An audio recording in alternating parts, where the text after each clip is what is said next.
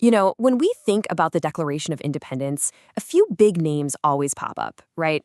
Jefferson, Adams, Hancock. But here's the thing. There were 56 guys who signed that document, and some of their stories, well, they've been almost completely washed away by the tides of history. This is one of those stories, the story of Thomas Lynch Jr. I mean, seriously, how does that even happen? It sounds like the plot of a thriller, not something from a history book. But that is exactly what happened to one of America's founding fathers.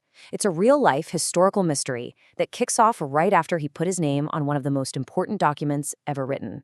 So get this. Just 3 years after signing the Declaration, Lynch, his wife Elizabeth, and the ship they were on just vanished. Poof, gone from the face of the earth. Some people have even floated theories that their ship was an early victim of the Bermuda Triangle. All we know is they were seen 4 days after leaving port, and then nothing. And this timeline, it just lays out how incredibly fast and dramatic his story is. I mean, look at that. Born into a world of privilege, has this incredibly promising future, reaches this amazing historic peak by signing the Declaration, and then meets this mysterious, tragic end. And he did it all by the time he was 30. Okay, so to really understand the tragedy of his death, you first have to get a handle on the immense promise he held. And that story, it starts with a golden youth, an incredibly privileged upbringing in colonial South Carolina. Thomas Lynch Jr. was basically groomed for leadership from the moment he was born. He grew up on this beautiful rice plantation, Hopswee, and his dad was one of the most powerful men in the entire colony.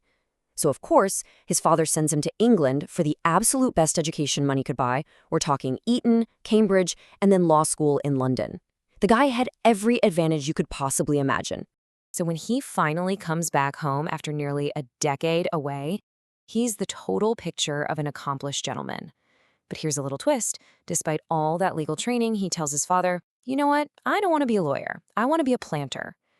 So his dad gifted him his own place, Peachtree Plantation, and he settled into the life he was always meant to lead. Yeah, that quiet planter's life, it wasn't going to last.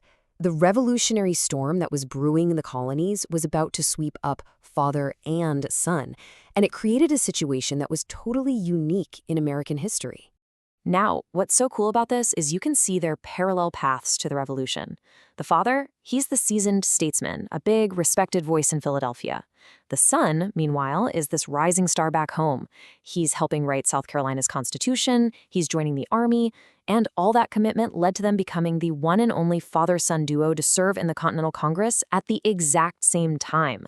But this incredible moment of shared patriotic duty, it was about to be completely overshadowed by shared misfortune. Just as they hit this historic high point together, fate dealt both of them just a devastating blow. And it all happened in this terribly cruel sequence. First, the son, Lynch Jr., he's out on a recruiting trip and catches this awful fever, probably malaria, that basically shatters his health for good. Then, just a few months later, his father suffers a massive, paralyzing stroke while he's serving in Congress. So the folks back in South Carolina elect the sickly son to travel all the way to Philadelphia to take his father's place and to take care of him. And this little detail, it just perfectly captures the human drama of that moment. When the South Carolina delegates went to sign the Declaration, they actually left a gap between their names. They were holding out hope, praying that Thomas Lynch Sr. might recover just enough to be able to sign his own name. But it just wasn't meant to be. So, at just 26 years old, the ailing son, Thomas Lynch Jr., signs his name, securing his place in history. His paralyzed father, who was right there in the same city, was physically unable to do it.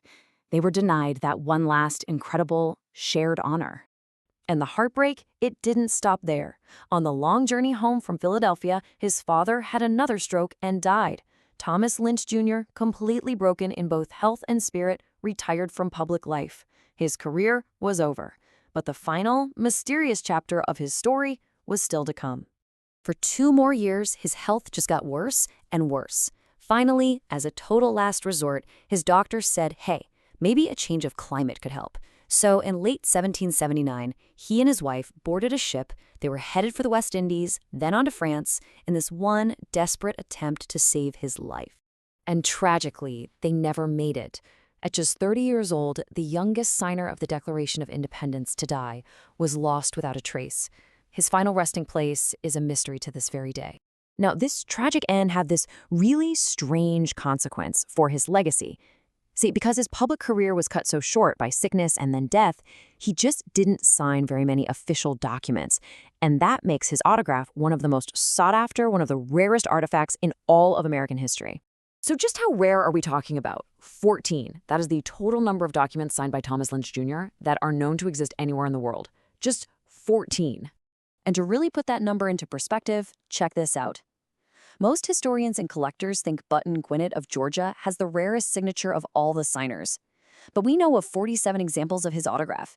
With only 14 known signatures, Thomas Lynch Jr.'s is more than 3 times rarer. He is the true holy grail for collectors. The story of Thomas Lynch Jr. is such a powerful reminder that behind the big, grand story of the American Revolution, there are all these personal stories of incredible promise, deep tragedy, and immense sacrifice.